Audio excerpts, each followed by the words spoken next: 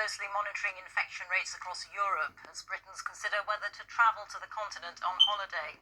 Cases of the virus in Luxembourg and Belgium are among those causing to concern. We can speak now to our correspondent in Brussels, Nick Beake. And Nick, just talk us through the situation as it stands now.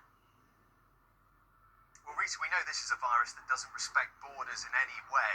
And what we've got now is lots of different countries in Europe anxiously looking at their own coronavirus rates, but also that of their neighbours, both close and further afield.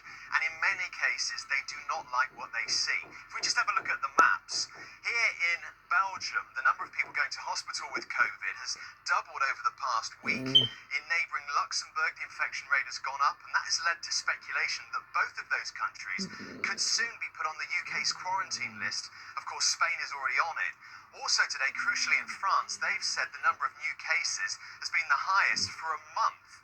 If we move further to the east, towards Eastern Europe, Romania is a country that is experiencing a cluster of new cases, but it remains the case that the worst affected part of Europe is the southeast Balkan region. So we're talking about Serbia and Kosovo, and health officials in Kosovo are warning that hospitals are already overwhelmed. So it's a pretty bleak situation.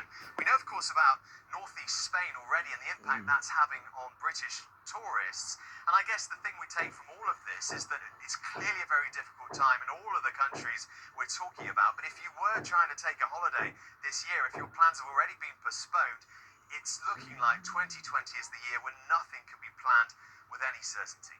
Rita. Nick, many thanks. Our correspondent in Brussels, Nick Beake there. The UK's biggest tour operator